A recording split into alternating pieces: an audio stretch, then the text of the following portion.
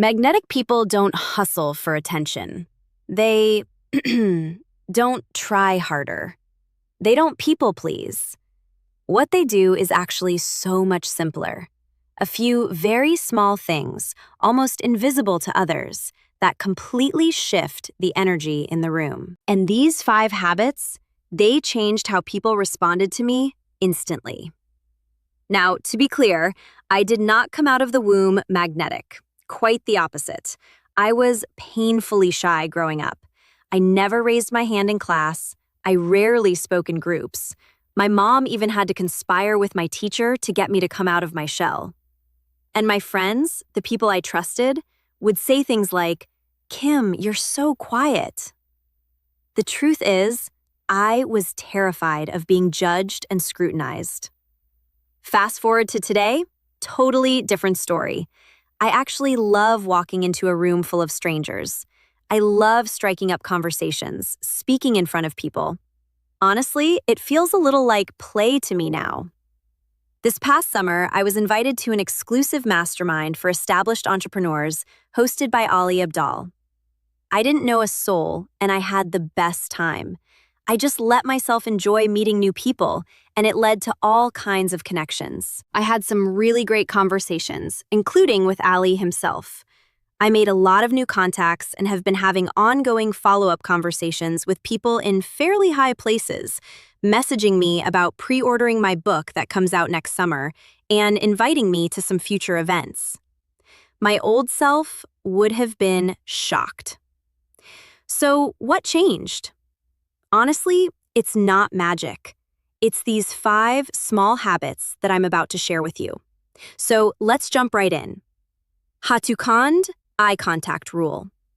Magnetic people use eye contact not to dominate, but to connect. There's actually research on this. People who hold eye contact about 60 to 70% of the time are rated as more confident, more likable, and even more trustworthy. But here's the tiny tweak that changes everything. When you're greeting someone or in conversation, hold their gaze just 2 seconds longer than feels natural. That's it. Now, quick disclaimer. I am not telling you to go full, unblinking serial killer stare. Please don't do that. This is just about being present, giving the other person the sense that they are worth your attention for those extra 2 seconds. I've seen how powerful this is in all kinds of situations. One time I tried it in the most ordinary setting, ordering coffee. I just held eye contact a beat longer with the barista, and immediately she smiled wider. Her whole energy shifted. It was tiny, but it made me realize how much it changes the vibe. And when I was practicing medicine, I noticed the same thing with patients. If I sat down, looked them in the eye for just a moment longer, their shoulders would drop. They'd relax. They'd feel like they mattered. And it only took 2 extra seconds. It's such a tiny thing, but it sends the signal, I see you. I'm here with you. And people respond to that. But eye contact isn't the only thing that people are reading. Before you even open your mouth, you're already sending another set of signals that can make or break your first impression. And most of us, we get this one wrong without even realizing it. I used to big time. I would walk into a room with my shoulders rounded, arms crossed, trying to disappear into the wallpaper. And of course, people responded to me exactly like that. Quiet, reserved, forgettable. It wasn't until I made this one small shift that everything changed. I call it the open posture reset, and it's habit number 2. So here's the thing. Before you even say a word, your body has already introduced you.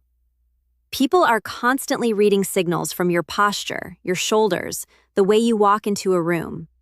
Magnetic people don't fold in on themselves. They expand. They're not puffing themselves up. They are just sending the signal, I belong here.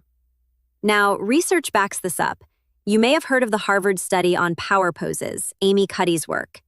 The long-term effects are debated, but the truth is, in the short term, posture absolutely influences how others see you. And more importantly, it influences how you feel. The tiny habit, when you walk into a room or sit down with someone, Check in with your body. Uncross your arms, relax your shoulders, angle your torso toward the person in front of you. It's like a 1-second reset button. I remember going to a huge cocktail mixer at a writers' conference in New York City a few years ago. I didn't know a soul, but I made the choice to walk in like I belonged there. Not like I was the most important person in the room, not pretending, but just head up, shoulders back, open to connection. And the difference was night and day. I met tons of writers and agents and editors, and even Lee Child himself. Yes, the Jack Reacher guy. That night really drove it home for me. When your body says, I belong here, people feel it, and they respond to you completely differently.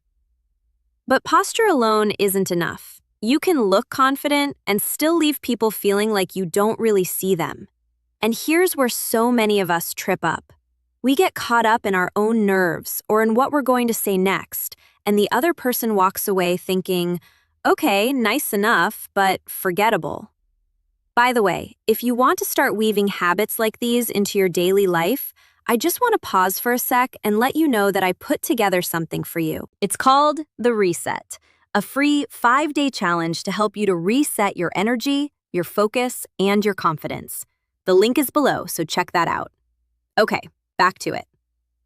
What changes this whole dynamic is one of the simplest tricks I've ever learned. It's subtle, it's powerful, and it makes people feel instantly important. I call it the name echo. And this is habit number 3. So here's the secret. Magnetic people make other people feel seen. And one of the simplest ways to do that is to use their name naturally. Not excessively in conversation. There's actual neuroscience on this. Hearing your own name activates unique regions in the brain.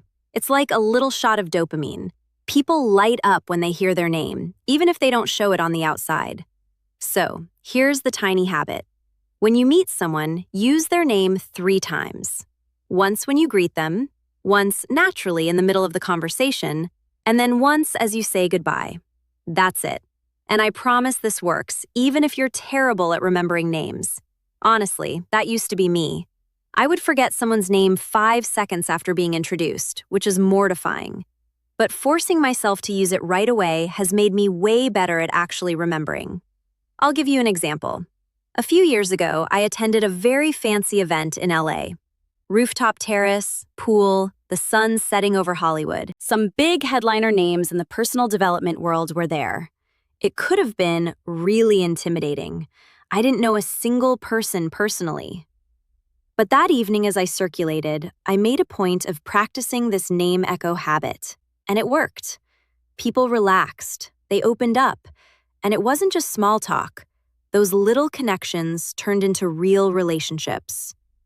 That night led to an invitation to another event in New York City, a collaboration, and several ongoing friendships and contacts that I still have in the personal development space.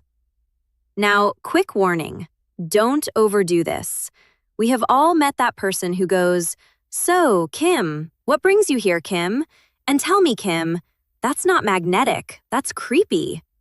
But used lightly naturally, this one tiny habit makes people feel seen, and that's unforgettable. So, once you start using someone's name in a natural, effortless way, people feel seen and they remember you. But here's the catch. If you sound nervous or rushed, all that connection can slip away. And that was me for years. I would tumble over my words, fill every silence with nervous chatter, and walk away thinking, why did I just ramble like that? The shift happened when I learned a very different habit, one I first picked up during my medical residency in some of the most high-pressure situations that you can imagine. And it comes down to something so simple, but so powerful. The micropause, which is habit number 4. So here's what I mean. Magnetic people don't rush. They don't scramble for words or fill every sentence with nervous chatter. They pause. They let their words land. And the pause is powerful. Communication researchers have found that people who pause even briefly are perceived as more thoughtful, more authoritative, and more charismatic. Think of Steve Jobs during those legendary Apple keynotes. He would make a bold statement and then just let it hang in the air. That silence is what made people lean forward and pay attention. Now, I didn't first learn this on a stage. I learned it in a much scarier environment, my medical residency. On my radiology rotation, the attending radiologist would put up a film, an X-ray or a CT scan, and in front of all the other students and residents, he would say, "Okay, Kim, what do you see?" The temptation, of course, was to blurt something out immediately just to look smart or avoid that awkward silence. But I trained myself to pause, to really look at the film, gather my thoughts, and then speak. And what happened was unexpected. One of the senior residents, a couple years ahead of me, actually pulled me aside after a few sessions like this. He told me how impressed he was with my composure, that I seemed poised and confident under pressure. Side note, he also asked me out a few times after that, but that is another story. But that was the first time that I realized how powerful a pause could be. Not only did it make me feel calmer and more grounded, it completely changed how other people perceived me. So, here's your tiny habit. Before you answer a question or after you make a point, take a breath. Just one beat. Smile if you like. Let your words have room to land. Because confidence isn't about speaking faster or saying more. It's about showing that you're not in a rush to prove yourself. So once you learn to pause, to let your words breathe, people see you as calm, confident, and grounded. But here's the thing. Being magnetic isn't just about how you show up. It's also about how you make other people feel. And if there's one mistake that I see over and over, it's this. People try to be interesting instead of being interested. They think they need the perfect story or the clever line, when actually, the fastest way to be magnetic is to flip the focus. That's where this last habit comes in. It's my secret weapon for turning small talk into real connection, and I call it the curiosity spark. And this is the fifth habit that I want to share with you. Now, if there's one thing that instantly makes you magnetic, it's this: showing genuine curiosity about other people. Because here's the truth. Most of us are walking around wanting to be seen, wanting someone to care enough to ask a real question. And the research is clear on this. Harvard Business Review published a study showing that people who ask follow-up questions, not just one, but thoughtful follow-ups, are rated as more likable and more competent. In other words, curiosity makes you charismatic. So here's the tiny habit. When someone tells you something, ask one simple follow-up question that goes just a little deeper. Instead of, "How's work?" and then moving on, ask, "What's been the most exciting part of your work lately?" Instead of, "Where are you from?" try, "What do you love most about living there?" And honestly, this is something that I use all the time. It's like a secret weapon when you're not sure how to carry a conversation. I've used it at parties, business functions, conferences, dinners, countless places, and it never fails. It takes the pressure off you to be dazzling because you're giving the other person the gift of being heard. And here's the beautiful part. When you show curiosity about others, they almost always turn it back on you. They want to know about you, your work, your story. That's how relationships and opportunities get started. Bottom line, being magnetic isn't about impressing people with how interesting you are. It's about showing them how interesting they are. So, let's do a quick recap. Here are the 5 tiny habits that make you instantly magnetic. 1. Hold eye contact just 2 seconds longer. 2. Reset your posture so your body says, "I belong here." 3. Use the name echo in a natural way, not a creepy way. 4. Master the micropause. And 5. Spark conversations with curiosity. Now, remember where I started? The kid who never raised her hand in class, the one that everyone called so quiet? If I can go from that to walking into rooms full of strangers and genuinely enjoying myself, anyone can. You don't need to change who you are. These little habits shift how people experience you and how you experience yourself. And if you want to keep building habits like this into your daily life, I would love for you to join me in the reset. As I mentioned, it's a free 5-day challenge to help you to reset your energy and your focus and your confidence. Again, I will put the link below. And now, I'd love to hear from you. Which of these 5 habits are you going to try this week? Tell me in the comments because I would love to cheer you on.